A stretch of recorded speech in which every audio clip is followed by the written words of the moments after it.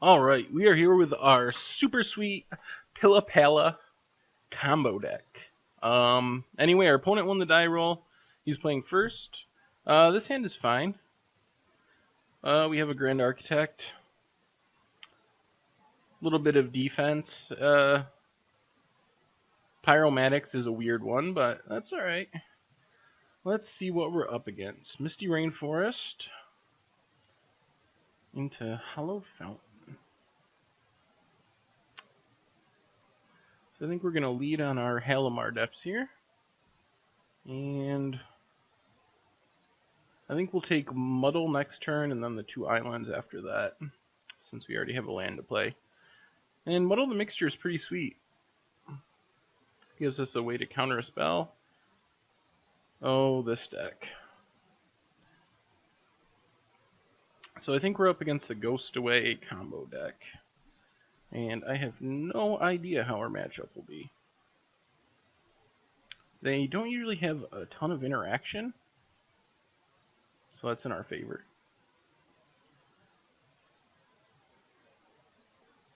So we'll take our beats from the Oracle. Another Oracle. What did he reveal? Oh, Spike Feeder. I guess we can remand that. No sense in giving him too much value.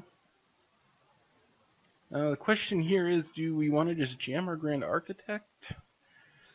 I think not. I think we'll probably Serum Visions. Anticipate was a good one. Do we want either of these on top? Into the Royal we definitely don't want. I think we're just going to bottom both of these. I mean, at this point, we're really just hoping to put together the combo all on one turn. So, I guess it would be sweet if we could anticipate into our Pili-Pala, however you say that. Those good old Lorwyn block names. Oracle again. Do we want to counter again? I don't think so this time. See what he reveals. I think it's better just to anticipate and try to find our combo than to remand that again. We might get in a position where we can use the remand to defend our combo, which would be ideal. So he's cracking his Windswept Teeth, probably going to play that Scavenging Ooze, I would assume. Oh, Spellskite. Yeah, Spellskite. Actually, oddly enough, Spellskite actually stops our Grand Architect plan. That's alright, we can always bounce it. We're just going to anticipate. I guess we'll take Drift of Phantasms, or do we want the land? I think we'll just take Drift. We already have another land.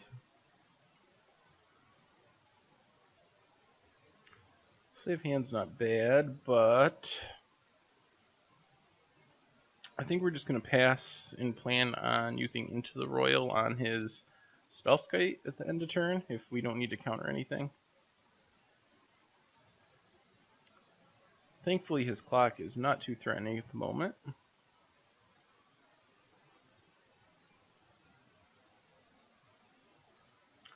Glenelinder Archmage is annoying. Yeah, I think maybe we have to remand that. Unfortunately. Get another island. I don't think we want to bounce Spellskite for no real value. Another island. So let's start off with Sleight of Hand. There's our Pili-Pala. Well, that's going to our hand. Grand Architect goes to the bottom. Play a land. So now I think we're just going to play Pili-Pala and leave up our Muddle the Mixture. Pili. Jeez, these card names. Oh, I said Lorwyn block too, didn't I? It's actually from Shadowmoor.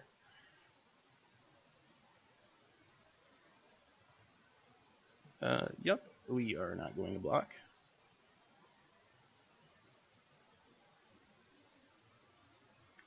Pili-Pala. I believe that's correct. Pili-Pala. Another Glen Elendra Archmage. I think that's fine. Or actually, no. We're gonna into the Royal his Spellskite in response. And then I think we're gonna win. Because we can play our Grand Architect. We will then make that blue. Now we can tap this due to Grand Architect's ability, untap it for a blue, and then we basically can do this as many times as we want, so we have infinite mana. This would be nice if it worked like the Paper World, but basically, hopefully our opponent can see us here. We can now transmute this Drift of Phantasms for a Blue Sun Zenith. And what else is he going to make us run through the motions? Now basically, we just need to add enough mana to make him draw his entire deck plus one card, and we win. So I'm pretty sure this is game over. We just have to do this clicking for a bit because our opponent apparently doesn't want to concede, which is fine. Ah, there we go.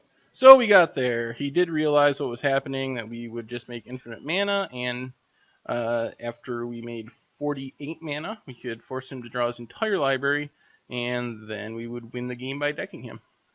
On the other hand, which actually might have been, I don't know, it would have still taken a lot of mana, but we could have also used our Pyromatics with Replicate, and I guess that would be 2 times 16, so 32 mana, and we could have burned him out by replicating Pyromatics. So that went well. So what do we want against him? Giga Drouse seems pretty strong. That is our this is our anti-counter spell tech in this deck, basically. We can use this at the end of his turn to tap him out, and that by targeting his lands, and then go off combo the next turn. I don't know how many counters he has. It's a very creature-based deck. We could bring in Apostle's Blessing to try not to get our creatures killed, but I just don't think he has that much interaction. Vapor Snake might be fine. We do have 2 Into the Royals already. Swan Song, I am not sure how important that is. We might actually... Oops, I brought in Apostle's Blessing. I think we might cut the Swan Songs, bring in the Giga Drouses.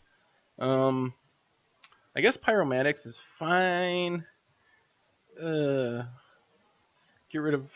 What do we want to get rid of? I guess we can cut a Muddle. Muddle's not... I mean, it's good because it transmutes into our 2-drops. Most importantly, our Pili-Pala. Which... What art on that thing? It's like a flying... fanged scarecrow or something. Is that a... Oh, I guess I can't move my mouse while it's up. So I think this deck's worth playing just for the art alone. It wasn't really expected to fly. Then again, it wasn't expected to move either. Flavor text.